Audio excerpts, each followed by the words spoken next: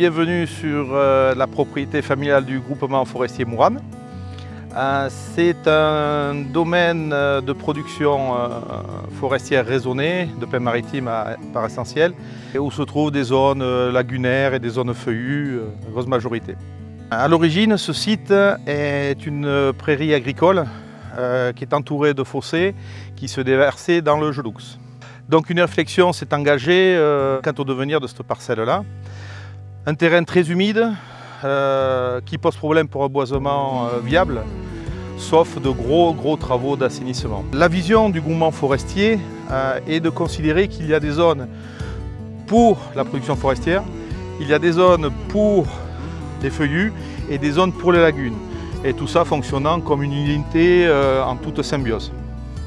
Le résultat est qu'aujourd'hui, cette lagune est reliée au Geloux, ce qui est la preuve qu'on peut arriver à faire des choses en milieu forestier.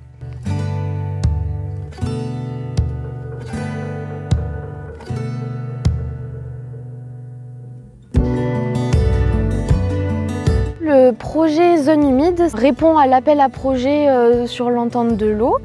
C'est le SAGE qui a porté ce projet parce qu'en fait, dans le SAGE, il y a un programme d'action qui porte justement un enjeu zone humide et donc ce projet s'inscrivait dans cet enjeu-là qui a pour but la sensibilisation au grand public, la restauration et la renaturation des zones humides.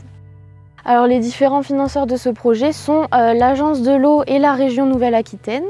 Donc en fait le but, nous ce qu'on espère avec ce projet restauration zone humide, c'est que ça lance une dynamique à l'échelle du bassin versant Mi-12 pour que d'autres actions comme ça naissent sur le territoire.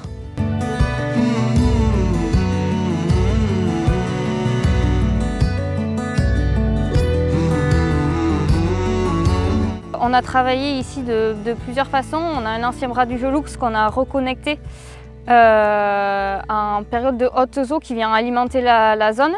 On a aussi également deux fossés qui se rejoignent à l'aval de la zone qu'on a bouché avec un bouchon d'argile.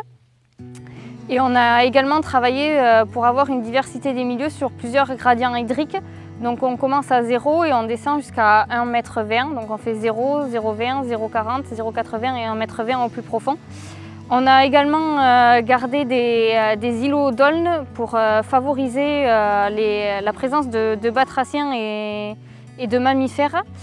On a également mis en place 2 postes d'ensoleillement, donc avec des arbres qui étaient déjà morts qu'on a coupés aux alentours, qui sont présents en bordure de la zone pour faire des postes d'ensoleillement au niveau des reptiles et des batraciens.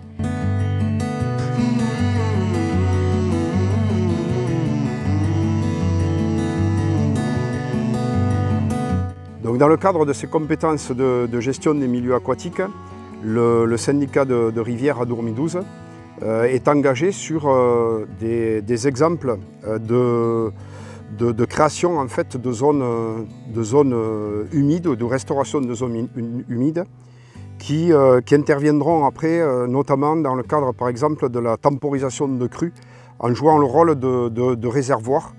Les élus, on doit arriver à évoluer dans ce domaine-là. On a connu donc des périodes d'inondation. On peut connaître aussi des périodes d'ailleurs de sécheresse très fortes, comme on l'a eu en 2022. On a des extrêmes. On sait que le climat va évoluer sur des situations très extrêmes, sécheresse, inondations brusques. Et ces inondations, on peut arriver en partie à les gérer.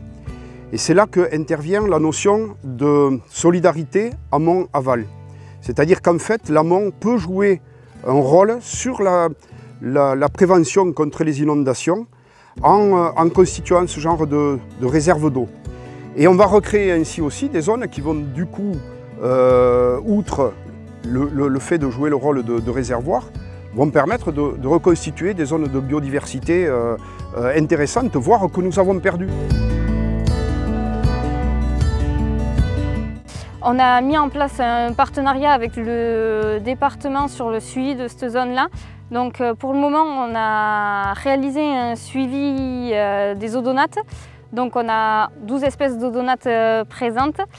dont la leucorrhine à front blanc sur le secteur, qui est une espèce assez rare, avec également une belle population de libellules à 4 taches.